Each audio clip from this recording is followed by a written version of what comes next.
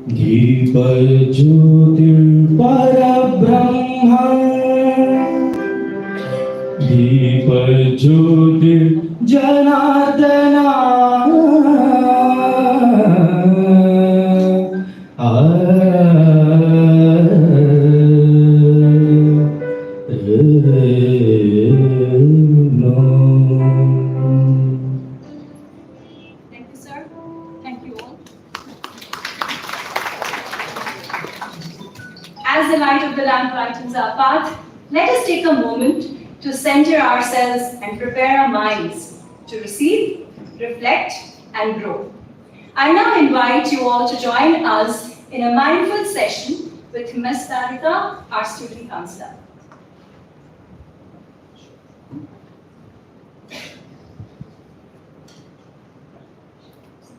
Good morning, everybody, and a very warm welcome. As we begin this celebration of learning and reflection, it is only befitting that we start by anchoring ourselves. So I request you all to first take comfortable positions and please lie your hands on your lap.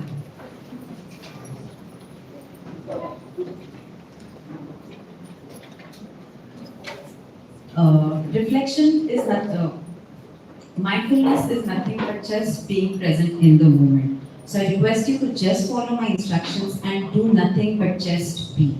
So everybody, if you're comfortable, please close your eyes or just put your gaze down. Thank you so much. Breathe in from your nose and breathe out from your mouth. Breathe in from your nose. Breathe out from your mouth. Breathe in. Breathe out. Now continue this rhythm and just try and position your feet the way they are, hold on to the ground. Just feel the chair that is supporting you right now. Take your attention towards your shoulders. It takes a lot of stress and tension. Try and release it. Let your shoulders loose.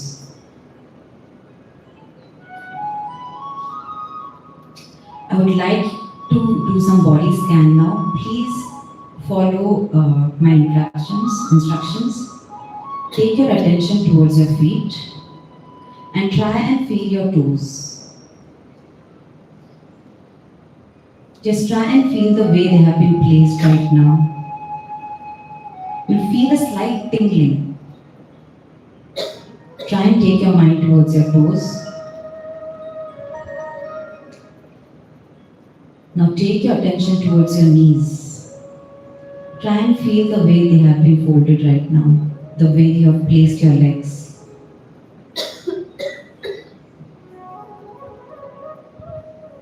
Now take attention towards your hands, the way you have placed them. Are you holding on to yourself? Are they open? Are they closed? This part of our body always is with us unknowingly, knowingly we use it the most to express, to talk, to work.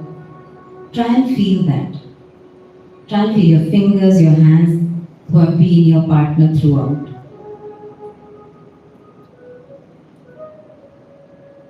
Now take your attention towards your shoulders, loosen them.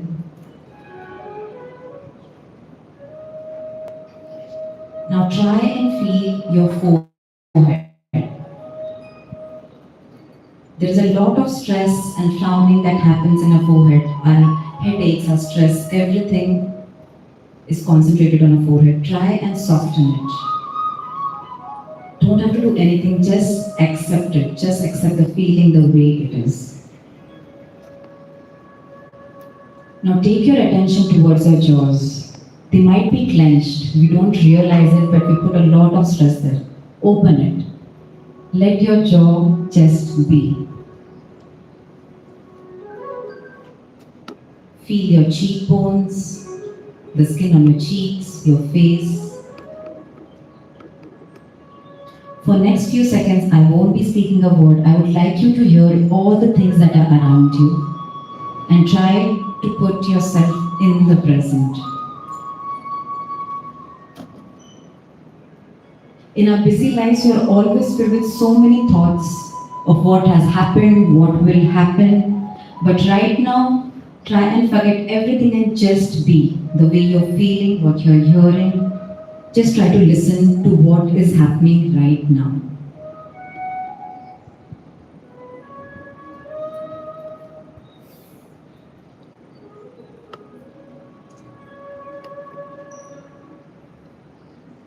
Try and feel the breeze on your skin, on your hands, on your face. In case you find your mind wandering around, just gently get it back to the moment. As we start Gyanotsav today, I request you all to find a word or an intention for this coming days. It could be joyous, it could be calm, any word that you have, any intention that you look forward to for this. Try and focus on that word.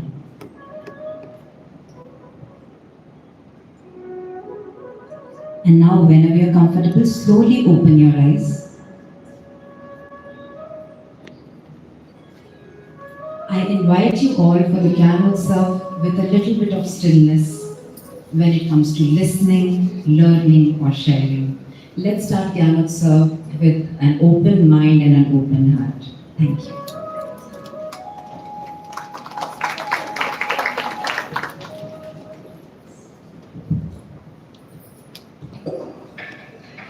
Thank you, Tarika ma'am.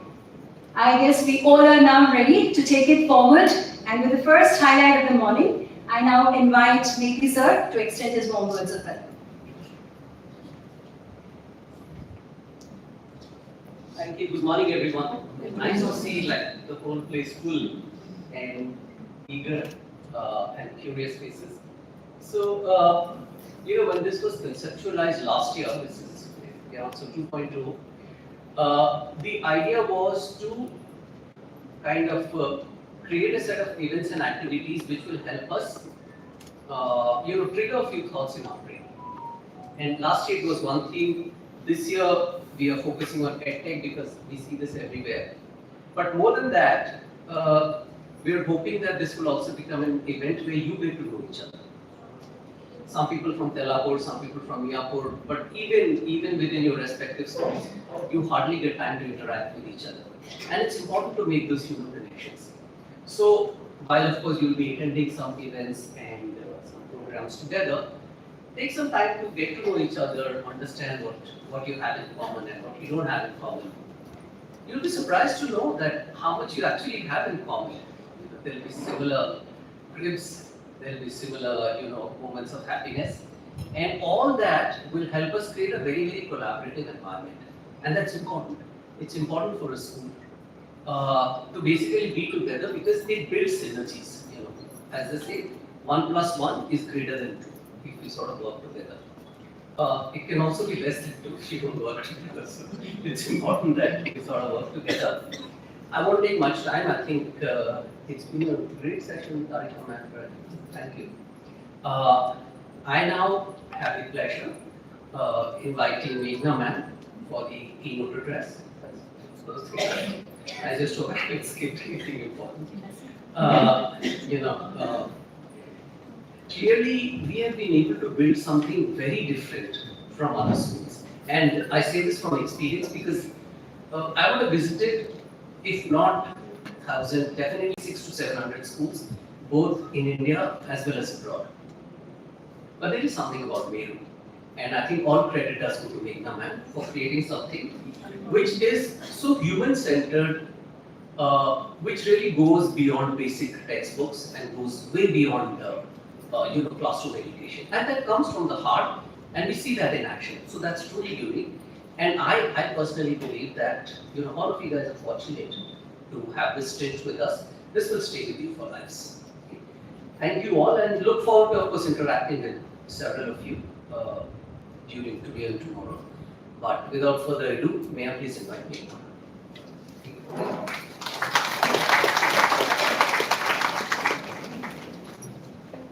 Good morning, everyone. Thank you, Mr. Neti, for such kind words. I think you give me too much credit.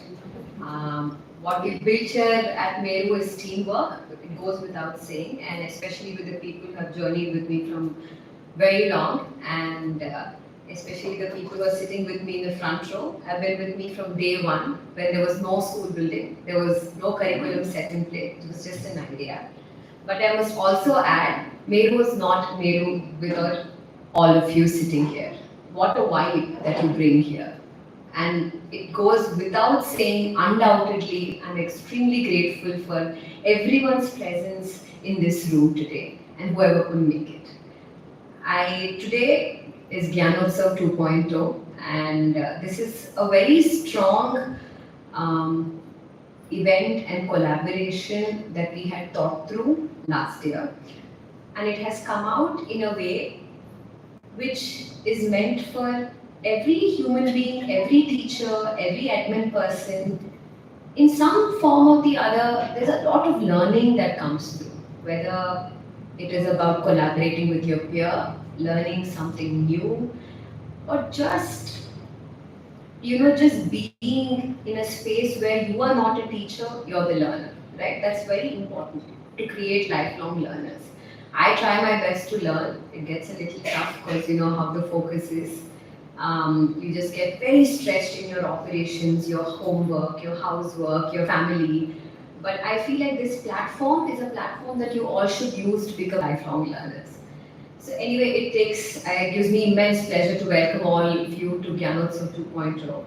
And as we begin this academic session, I've jotted down a few points. They're slightly technical and I want to put it across to all of you. I'm compelled to think of the promises and challenges we face. Of course, every challenge is an opportunity. Can you think of one challenge that we are stepping into? Anybody at this point of time? Correct. That's on everybody's mind. It's there across every industry. At a very macro level, the world itself is going through huge changes. There seems to be a new geopolitical structure evolving, though we don't know what happens. There are noteworthy changes in technology and how we use it. All of you know it as AI. This will dramatically change industries. As educators, we are at the forefront of shaping the minds that will navigate this evolving landscape. India has missed several opportunities in the past and was mostly playing catch-up.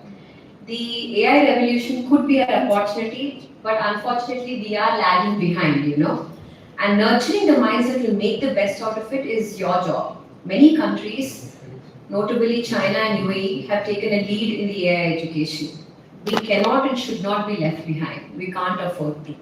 In this day, an AI-powered tool can write essays, solve problems, generate lesson plans, build videos, generate content and lifelike pictures, actually teach children in a way that is not just personalized but hyper-personalized.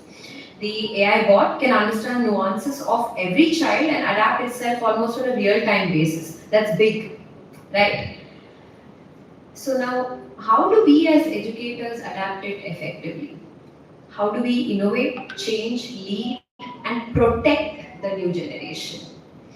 Tomorrow's schools will look very different, feel different, and we should be different. We'll be dealing with a generation that thinks differently, acts differently, and has a very different understanding of the world altogether. Like we see the kids today, right? The current generation expects the information in 15 seconds, like an Instagram reel. What will happen to the next generation? How short will their memory be? Recently, I've asked a grade 9 student how long they can focus without the phone. The maximum answer I got is 10 minutes. That's insane. And even we as adults, we're trying our best not to look at the phone to focus on our work, right? We are distracted. Imagine the kids. It's just impossible. Now, but I do know that in the future we'll be entering a world where the routine and mundane tasks will be carried out by the AI, right? But we need to navigate this new world for our children and navigate it for us. And for that, what will we need? The usual things, the critical thinking, problem solving. You need to memorize the right answers but ask the right questions, right? Creativity and innovation. Machines follow algorithms, machines imagine possibilities. But there is another aspect, you have to train that machine. Emotional intelligence will be key for the success of any individual, society, or the country. Digital literacy and ethical tech use will be the make or break of our society. And the most important thing which we really need to drive in is empathy. Empathizing with your fellow human and not being a tech machine or a robot will be key. Now, this is what makes us human, right? That's the difference between us and tech or AI or robot or anything. Now, this is irreplaceable, but it can be taught as a parent, as a teacher. The ecosystem has to support this. Now, a recent IBM study found that adaptability, collaboration, and empathy are the top skills employers want. These are best learned in schools, right from the beginning. This is where you people have to pick up pace. So going forward, students will be very different. Teaching tools will become more complex. The classroom setup will probably change. What we need to teach and how we need to teach will also change. Now, that brings me to what had so often been said before. Teachers are facilitators, not just lecturers. The successful teacher of tomorrow will transform from being just a knowledge provider, but one who fosters creativity, curiosity, empathy, as I've said before, helps children ask the right questions and then wait for the answers. You have to mold them to be more adaptable and have patience for them to use their mind and for them to use their brain. Now, you have to be able to use EdTech effectively. Fortunately or unfortunately, that's the future. Whether we like the screen or not like the screen is not our choice. Ethical usage is our choice. Effective usage is our choice. How much of it do we use is our choice. Correct? Now, remember, we must become tech savvy, but not tech dependent, which means that we use tech tools but make sure that our brains are active too. So our curriculum and program should be a mix of both, right? The teacher of tomorrow will necessarily have to be a student, as I told you earlier, a lifelong learner. So upskilling is not just a good to have, but a must to have at this point of time, because you are talking to a generation which has information in minutes and attractive information and immediate information. So for you to be relevant, you need to be tech savvy. Now, there are interesting things that are happening all over the world. For instance, Finland are phasing out our traditional subjects in favor of phenomenon-based learning, with students tackle real-world problems like designing a sustainable city across disciplines. But they've also done something more interesting. They're going back to basic book and pen writing as well, right? So it's a balance. When you want to build sustainable communities using tech, you also have to teach the brain what to do with the hand and what kind of exercises will actually stimulate your cognition and etc. In China, they're making giant strides. I'm very worried for that country. I think all of them will become like major like tech users and I don't know, robotic in nature. But they're also using tech tools to personalize learning and are focusing on real-time feedback on whether the child is learning or not, minute to minute. Now, do we need it minute to minute? I don't know. It's a matter of privacy also. I mean, you need to give the human brain some space to breathe. And they're also using AI for facial recognition, for attendance, for presence, for everything, right? In Estonia, a population that's around 13 lakhs, which is Hyderabad alone is 95 lakhs. They have developed tools like Studio, which are transforming school education. Like there's so much happening out there, which we as an organization want to present to you people, explain what's happening out there, so you absorb and you bring it to the classroom, right? Now, the best educators don't just prepare students for the world, they prepare them to change it. The future of education is not something that will happen to us. It is something we will shape together. So, I urge all of you to approach this year with open minds and a commitment to learning alongside our students. This is the kind of classroom we must build now. And here's to a year of innovation, growth, and success. Welcome back, guys. Thank you so much for giving me this opportunity to talk to you.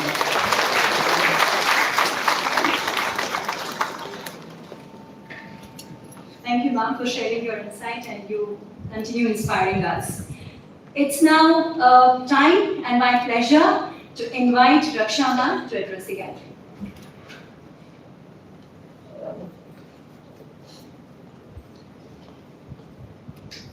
Good morning, everyone. Good morning. I wrote down a few things. I thought I'll refer to the paper so that I don't miss out whatever I want to share with you.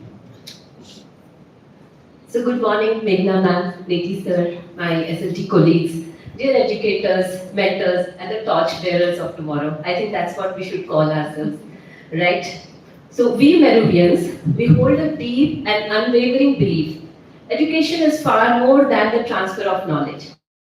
It's the nurturing of curiosity, the fostering of resilience, and the shaping of mind equipped to thrive in the world that's ever changing, ever evolving, unpredictable, and advancing faster than ever before. I think the last week what we have seen and what we have experienced completely validates this point that it's changing very, very fast.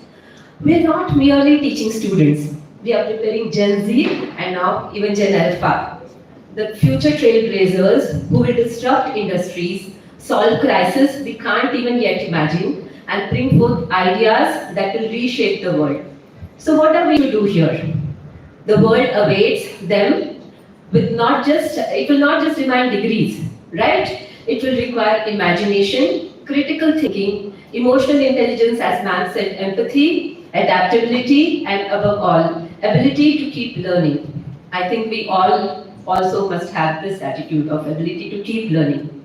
Now, as we are talking about AI, along with automation and emerging technology, it rewrites the rules of every field now. We ask ourselves, how do we prepare our students for a future still being written? Okay, as we go home today, we will come to know about some new innovation. So how are we going to prepare our students for that? So the answer lies in us, in the mindset that we are willing to foster, in our willingness to grow, to evolve, and to stay endlessly curious. Because the truth is, to teach in tomorrow's world, we must learn today. And that, dear teachers, is the essence of Gyanotsav, a celebration of learning, of innovation, and of the sacred role that we play as educators. Gyanotsav is not just training, it's a movement. It's a commitment to staying ahead of the curve, to exploring powerful pedagogies, to emerging technologies, and consider it not as a threat, but as a tool for transformation. It's about reigniting the values of inquiry, collaboration, and purpose in every corner of our classroom. So to each one of you, I say, you are the architects of the future. Your creativity, your courage to try something new, and your openness to change will define how well our children rise to meet the future. So let Gyanotsav be that spark, Let it inspire you to push boundaries, challenge conventions, and rediscover the joy of learning.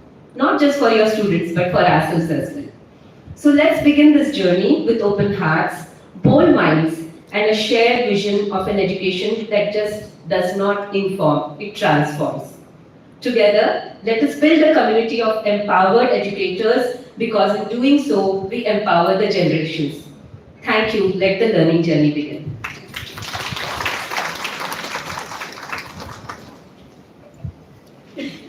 Thank you, ma'am, with your deep commitment, and you continue to keep it with purpose. And known for his leadership and focus on innovation in education, Ramesh sir's guidance has been instrumental in shaping the learning culture at Meru. May I now invite Ramesh sir to take the stage, please.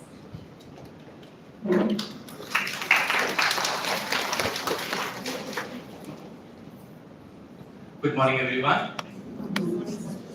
It's a challenge to be the last speaker. Everyone would have said whatever you wanted to say. A very warm welcome to all these teachers and the staff members of both the schools to the campus Tellapur. For this second edition of Gyanotsav, which we call as Gyanotsav 2.0. All those people who were with us in the first edition, I'm sure you're all excited and looking forward for a two-day power-packed event based on what a wonderful event we had last year.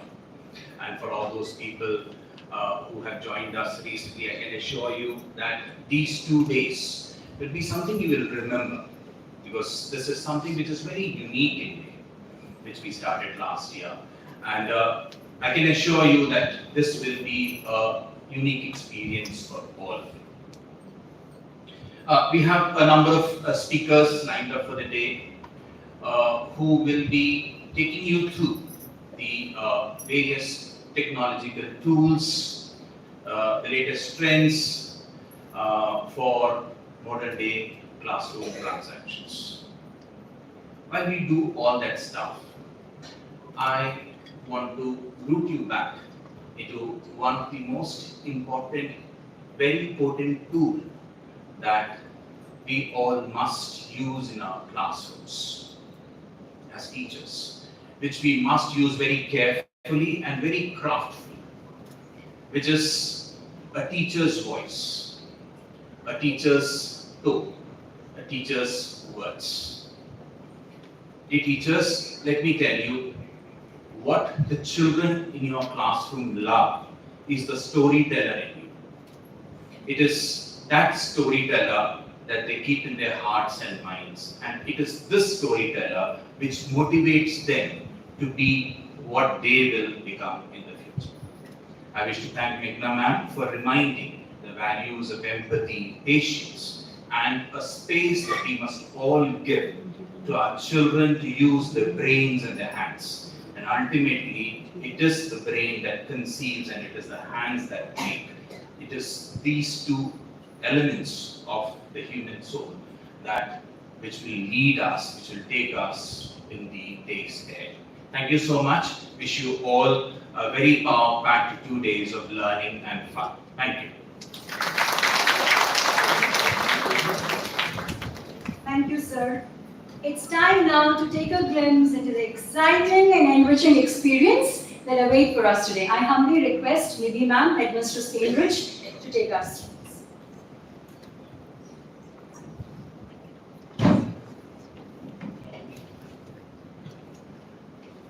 Coming together is beginning, staying together is progress, and working together is success. So I think we already have a great beginning with all of us gathered here today. So it's all about working together for the next few days and further to make it a success. So that's the only story that we have.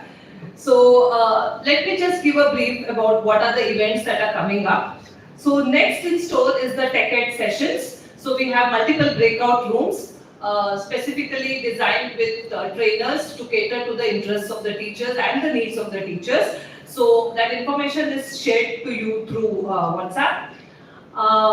All work and no play makes Jack a dull boy, that's a saying. So we are not into that. So we have exploration rooms. I know all of you are multi-talented. We want you to explore some skills so that you can have a relaxing time. So there are 2 breakout rooms this time, because last time it was a roaring success. So this time we thought we'll have 2 breakout rooms so that you can explore 2 skills. So based on whatever you have suggested, or if you have not entered the details, then based on whatever is available, we have assigned the exploration rooms to you. So this event will happen in Tellapur. Tomorrow's event will happen in 2 campuses, Miapur and Tellapur. First, we begin with a very important panel discussion about Gen Z. We all have spoken about that, how important it is, and we have to quickly adapt to how the learners are. So we have panel discussions with different perspectives, a student, a parent, a counselor, a school leader, a teacher, on how today's generation is progressing and how we have to keep up with it. Then we have exciting events for the admin team. In Tellapur, we have admin got talent, and in Miapur, we have an admin quiz. In addition to that, we have teacher elevated talk. We know all our teachers are supremely talented, are supremely confident, so we want to give them a platform to present their ideas. So we have teacher elevated talk, and finally, we have something called lesson plan hackathon. It's all about making great lesson plans. So some bit of challenges, some bit of innovations in the lesson plan hackathon, and finally we culminate it with the grand finale. So these are the events for the coming 2 days. Hope you all have great learning, innovate and grow. Thank you.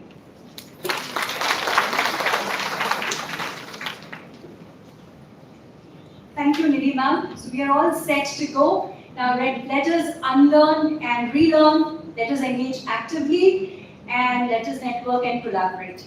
I wish everyone a memorable and inspiring Gyanotsav. Thank you very much.